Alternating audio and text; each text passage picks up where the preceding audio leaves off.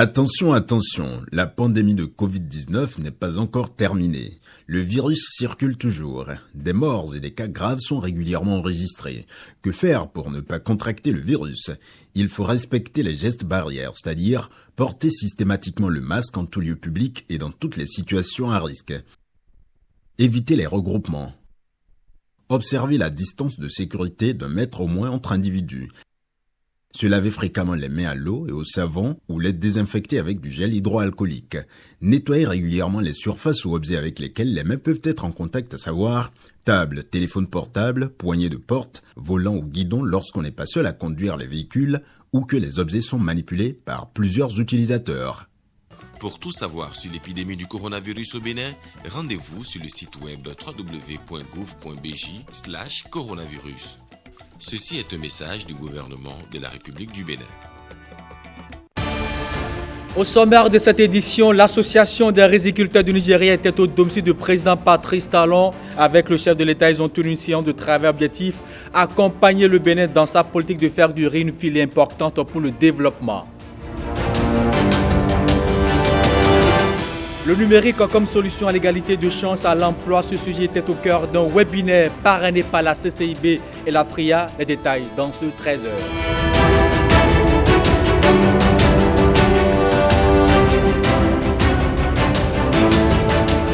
Objectif zéro paludisme en Afrique, les organisations de la société civile s'y engagent aussi. Elles ont répondu à l'appel de Speak Up Africa.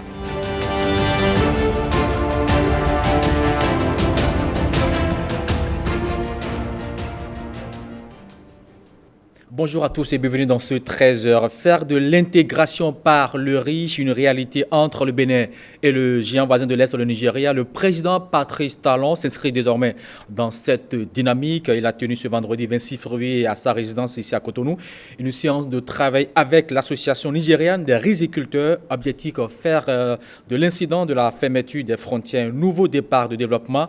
Les précisions avec Jérôme Bo et puis bien sûr Patrick Pelenghe. Cette séance de travail fait suite à la rencontre entre le président Patrice Talon et l'Association nationale des riziculteurs du Nigeria en marge de l'audience avec son homologue Muhammadu Buhari. Au menu des échanges, comment faire de l'incident de la fermeture des frontières un véritable tremplin de développement. L'incident récent de la fermeture des frontières nous donne l'occasion d'aller plus loin, au-delà des mots, au-delà des verbes, pour concrétiser cette intégration, afin que nos économies fonctionnent pour notre développement réel, nos économies fonctionnent pour notre intégration, nos économies fonctionnent pour notre épanouissement. Le Bénin est un pays producteur agricole. Le Nigeria aussi est un pays agricole, mais également une grosse puissance économique. Et le Bénin et le Nigeria peuvent se compléter, notamment dans le domaine agricole et dans le domaine rizicole. C'est pour cela que nous avons décidé de nous appuyer sur l'expérience nigériane de développement de la production de riz pour satisfaire les besoins de nos populations béninoises, nigérianes et même africaines.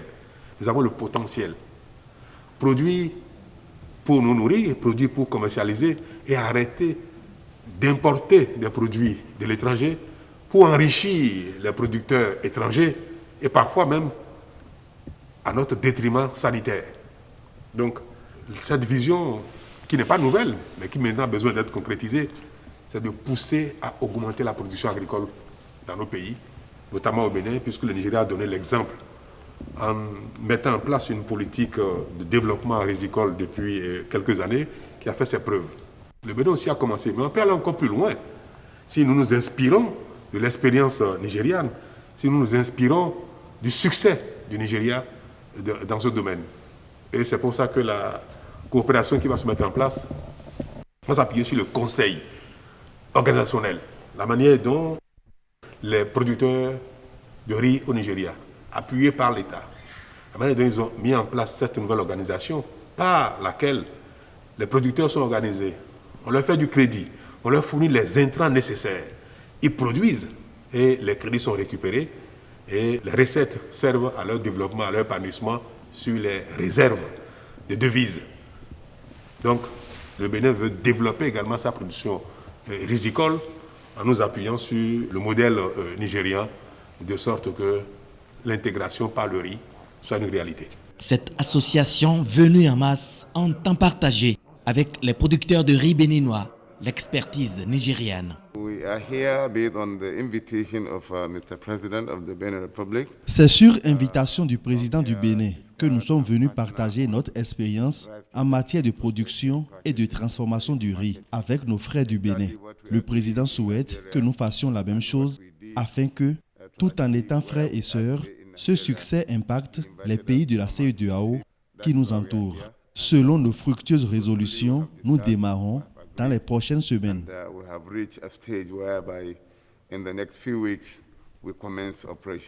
Nous avons convenu de mettre en place une coopération dynamique pour d'abord porter sur le conseil organisationnel tel qu'ils l'ont fait chez eux et puis aussi créer la plateforme de la transformation, de la mise en marché de paddy. Une plateforme qui rassure en fait chaque planteur à aller vers le crédit, à produire davantage et rassure les banques aussi à aider à placer beaucoup de crédits au niveau paysan. Nous allons concrétiser cela par des visites de terrain et puis à partir du mardi prochain, ils organisent une grande foire de la dynamique de production de riz au Nigeria, foire à laquelle une forte délégation de gouvernement et d'opérateurs économiques béninois dans la production de riz va prendre part. Faire de l'intégration par le riz une réalité. Voilà le point d'un nouveau départ productif introduit par Patrice Talon pour rassembler davantage les peuples frères et amis du Bénin et du Nigeria. Alors à présent, à Porte-Novo, où l'Assemblée nationale va bientôt se doter d'un plan de défense, l'idée à regrouper cadres et hautes hiérarchies militaires en charge de la défense, de la sécurité de l'institution pendant 48 heures, bien sûr, dans la ville capitale. Les précisions avec Guillaume Maviano. De hauts gradés du groupe de sécurité de l'Assemblée nationale appelés à se prononcer pendant 48 heures sur un projet de plan de défense de l'institution. Un projet porté par ce groupe est soutenu par le président du Parlement qui va tenter de répondre à plusieurs préoccupations. Les forces de défense et de sécurité peuvent-ils intervenir à l'Assemblée nationale en cas d'agression sans réquisition?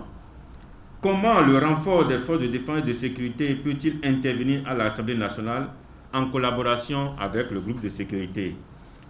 Les militaires du groupe de sécurité peuvent-ils faire usage d'armes létales face à une foule agressive? Comment alerter l'ensemble des députés et le personnel parlementaire en cas de menaces et d'agression? Quelle attitude doivent adopter les parlementaires et le personnel civil en cas de menaces, etc. L'initiative d'un plan de sécurité de l'Assemblée nationale s'inspire de l'actualité à l'étranger, mais aussi de l'histoire de la vie des institutions du pays. Les élections en Afrique et en général, des événements ou des décisions de la vie politique et nationale se muent souvent en crise de tension et constituent pour la plupart des risques sécuritaires pour la population et les institutions démocratiques. Il s'agit en clair de préparer l'institution, l'Assemblée nationale, à anticiper et à faire efficacement face aux besoins à toute menace sécuritaire, restent convaincus les organisateurs du présent atelier. Suite aux différents appels d'une certaine classe politique invitant à l'insurrection en cette période électorale, des citoyens rencontrés dans les rues de Cotonou invitent le gouvernement à préserver la paix et la stabilité de notre pays en prenant des mesures dissuasives et correctives. Ils sont ici au micro de Lénèque Agbazaou. Depuis 2016, avril 2016, nous savons qu'il y a quelque chose qui est en train d'être fait aujourd'hui au Bénin. Et nous n'allons pas permettre à nos frères, à nos sœurs, de détruire tout ce qui est fait en peu de temps. Non, on ne va pas quand même permettre ça. Donc pour cela, nous demandons au gouvernement de prendre des mesures très sévères pour pouvoir réglementer ces éventuels tapages, violences et autres. Nous ne souhaitons pas aller à cet extrême, mais si ils veulent se comporter comme ça, nous demandons au gouvernement de prendre ces dispositions et d'appliquer la loi. Les événements malheureux du 1er mai 2019 à Kadiaou sont encore dans le cœur des Béninois. On ne voudrait plus vivre ça. Le gouvernement doit tout simplement prendre des mesures draconiennes pour pouvoir dissuader dans un temps et par la suite réprimer aux besoins. Il faut que le gouvernement anticipe en quelque sorte pour que nous n'assistons plus à ces événements et qu'on mette les gens devant leurs faits et par la suite devant les propos, parce que c'est normal, lorsque vous avez la liberté de poser des actes, ayez aussi cette responsabilité d'en assumer. Nous devons nécessairement être dans l'anticipation. C'est avant que l'on peut trouver des solutions salvatrices que le gouvernement, en tant que garant de la paix, de la stabilité et du droit de chaque citoyen, se serve de toutes les voies légales et réglementaires afin que, en ce moment particulièrement sensible, que les mesures soient prises pour que chaque citoyen se sente à l'aise, qu'aucun Béninois ne se sente menacé dans l'accomplissement de ses tâches quotidiennes, dans l'accomplissement de son devoir citoyen. C'est vraiment un trouble à l'ordre public, qu'on choisisse délibérément de s'exclure d'un processus légal, qu'on choisisse de désobéir aux institutions et surtout qu'on incite, qu'on manipule au soulèvement, eh bien c'est déjà de l'ordre de l'insurrection.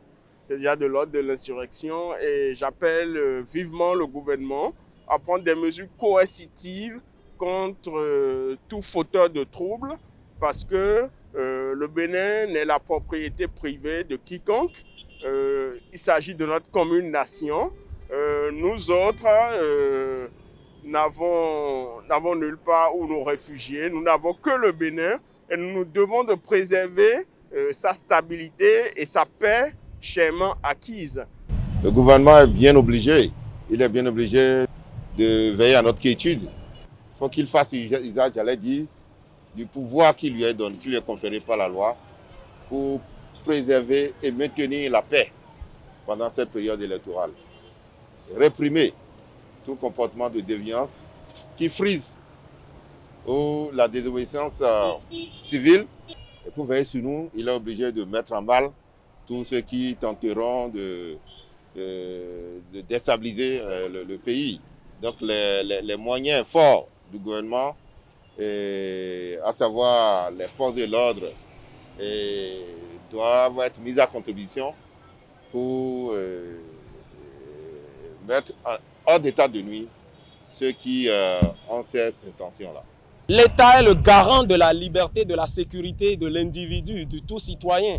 Donc l'État a les moyens pour pouvoir anticiper, pour pouvoir réprimer des actes de rébellion. Donc l'État dispose véritablement des mécanismes juridiques et judiciaires nécessaires pour dissuader véritablement tous ces comportements-là qui tendent à mettre en péril notre paix chèrement acquise. Nous lançons une alerte à ces forces politiques dites de l'opposition de privilégier la voie de dialogue des juridictions, de se plaindre. Nous avons nos institutions qui fonctionnent normalement et je crois que c'est la meilleure manière d'agir dans une démocratie. C'est de prendre la voie des juridictions. Le gouvernement, dans son rôle régalien et dans son rôle de garant de nos libertés, de garant de notre sécurité, de notre stabilité, de notre paix, doit anticiper.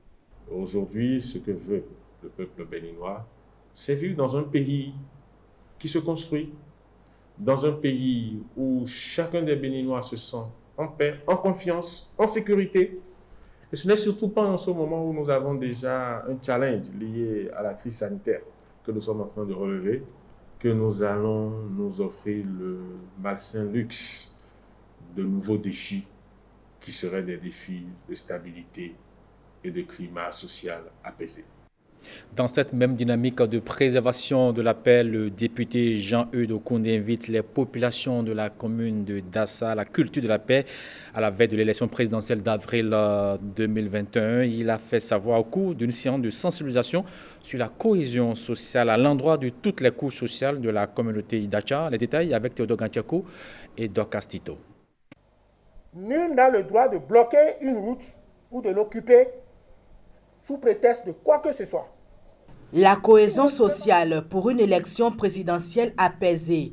Jean-Eudes Okoundé invite les populations de Dassazoumé à cultiver la paix. Les têtes couronnées, les leaders religieux, les jeunes, les groupements de femmes, tous ont répondu présents à l'appel. La jeunesse de Dassazoumé en particulier dit aussi oui à la paix en cette période et réaffirme son engagement et son attachement dans cette dynamique. Dès lors, nous prenons l'engagement de passer le message à toutes les différentes couches sociales afin qu'elles adhèrent davantage à la paix, à la fraternité, à l'amour du prochain et à la prospérité réellement partagée. Nous avons commencé à sensibiliser nos frères et sœurs en communauté pour qu'aucun d'eux ne soit artisan de division, artisan de discorde, semeur de zizanie, mais que tous et toutes soient semeurs de paix. Œuvrons dans l'ombre et dans l'obscurité pour que la paix règne. Allez nous voir. Et ce que nos pères, nos aïeux nous ont laissé, qu'on a l'habitude de toucher, qu'on a l'habitude de bouger, qu'on les bouge pour que la paix règne. Aucune forme de violence ne saurait caractériser la communauté Idacha. La paix et la tolérance sont des valeurs à cultiver. Je voudrais vous remercier et vous passer aussi le message du secrétaire général national du Bloc républicain, M. Abdoulaye Biochane.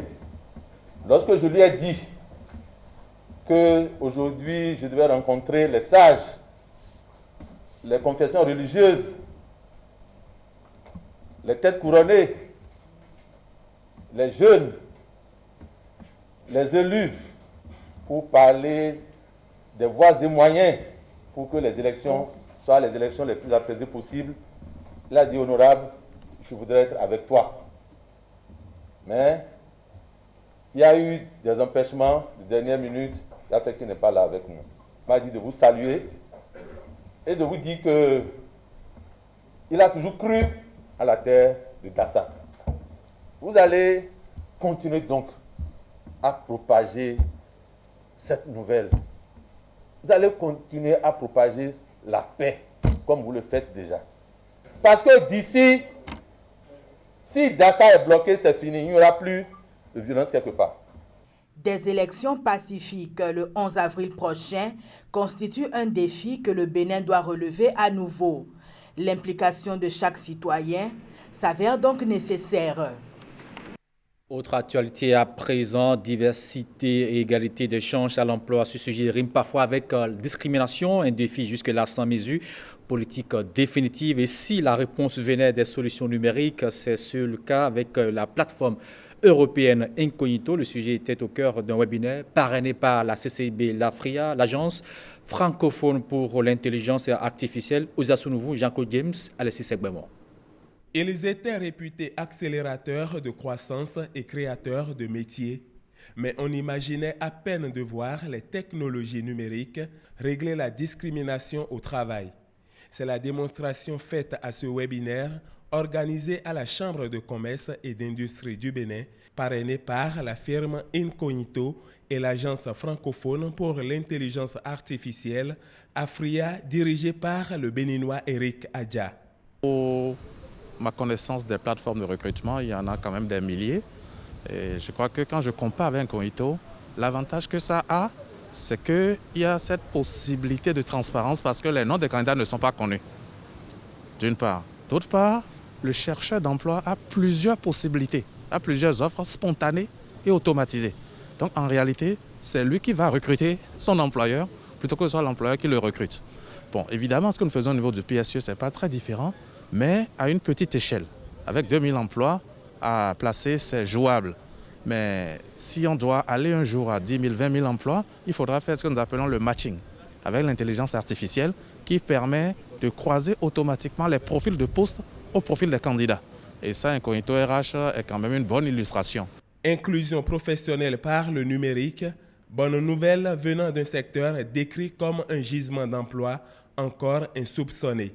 Au Bénin, le terrain est presque vierge. Je prends juste l'expérience du PSE. Aujourd'hui, il nous est arrivé d'avoir plus de 300 demande d'emploi. Dans le secteur du numérique seulement, mais rassurez-vous, nous n'arrivons même pas à pourvoir à 100 emplois. Et vous ne pouvez pas imaginer les milliers d'opportunités d'emploi que nous avons. Et ces nouveaux emplois-là demandent quand même des compétences spécifiques. Et en participant à ce webinaire, ça me donne quand même un certain nombre d'idées pour voir quels sont les types d'entreprises qui peuvent occuper certains de nos jeunes. Nous avons commencé par travailler à demander aux entreprises de se digitaliser parce qu'elles ont besoin de vendre. On ne peut plus aller comme dans les boutiques avant pour faire. Il faut parler du commerce électronique. Lorsqu'on a digitalisé les entreprises, c'est qu'on a besoin de compétences pour que ces entreprises-là puissent fonctionner. Du coup, les ambitions numériques nationales seraient vaines sans un levier clé, la formation des compétences. Le prochain palier, c'est d'intensifier la formation. Nous avons tellement évolué que nous sommes en passe de créer une école des métiers du numérique, une école des métiers de la fibre optique, etc. Donc c'est vous dire qu'on est en plein dans le sujet. Mais un préalable subsiste en amont, c'est l'état des lieux et des besoins numériques actuels et futurs de l'économie béninoise. Après un peu plus de 3 mois de mise en œuvre du projet Cash plus que et Access, l'ONG Autre Vie observe un arrêt et évalue. C'est à l'occasion d'un atelier de revue trimestrielle de performance. 3 jours durant, responsables du projet partenaires autorités politiques se sont retrouvés à Candy. Ils ont ensemble apprécié le chemin parcouru et pris de nouvelles résolutions. Le compte rendu est signé Christian Gadio, Olviga Messan. Zéro palu au Bénin. Désormais, la campagne sera davantage marquée par l'implication des organisations de la société civile. Ces acteurs sont à un rendez-vous d'engagement. C'est pourquoi, à travers l'initiative Zéro palu, je m'engage qui nous réunit aujourd'hui, nous souhaitons renforcer l'engagement des parties prenantes telles que les organisations de la société civile. Dans un souci d'appuyer les activités menées par nos PNLP, nous avons pour objectif de mobiliser cette société civile-là afin que cette dernière utilise sa voix pour sensibiliser les populations béninoises à l'utilisation de dispositifs de prévention du paludisme. Et nous estimons que les organisations de la société civile ont également une responsabilité dans la mobilisation de ressources domestiques pour un financement durable de la lutte et l'élimination du paludisme. À travers ma voix, Speak Up Africa réitère son engagement à soutenir les efforts du ministère de la Santé. Une mobilisation très bien accueillie par les autorités béninoises qui sont dans la dynamique de prévention du paludisme, une maladie qui malheureusement continue de tuer au Bénin. Je note avec plaisir toute la mobilisation des parties prenantes de la lutte contre le paludisme qui constitue la première cause de consultation et d'hospitalisation, voire de décès dans notre pays. Au Bénin, en 2019, 2515 cas ont été enregistrés avec 3234 cas. 2515 cas ont été enregistrés avec 3234 décès. La meilleure manière de gérer une épidémie, c'est de savoir prévenir. Si on sait prévenir les épidémies, si on sait prévenir le paludisme, on aura tout gagné. Et c'est à cela que non seulement la société civile organisée sera autour de cette thématique. Il est évident pour chacun de nous ici que ce pourquoi nous nous réunissons est d'importance capitale. Il est attendu de cet atelier une feuille de route et un cadre d'échange entre le Programme national de lutte contre le paludisme et les organisations de la société civile, le nouveau tandem pour le bien-être des communautés. Béninoises, Béninois, la COVID-19 tue lorsque les cas positifs ne sont pas diagnostiqués à temps. Pour éviter d'en être victime, le dépistage précoce est la solution. Il est indispensable d'aller en consultation dès l'apparition du moindre symptôme. Pour rappel, les signes courants qui font penser à la COVID-19 peuvent être la fièvre, la perte du goût ou de l'odorat, l'éternuement, l'écoulement nasal, la toux, l'irritation de la gorge, les difficultés respiratoires, etc. Dès l'apparition de l'un quelconque de ces signes ou de plusieurs à la fois, rendez-vous immédiatement dans l'un des centres de dépistage ouverts sur toute l'étendue du territoire national ou dans un centre de santé ou appelez le numéro vert 136. Pour tout savoir sur l'épidémie du coronavirus au Bénin, rendez-vous sur le site web www.gouv.bj/coronavirus. Ceci est un message du gouvernement de la République du Bénin. Voilà qui vient mettre thème à cette édition de la mi-journée. On se retrouve à 19h pour l'édition des régions. D'ici là, portez-vous bien et bon week-end à vous.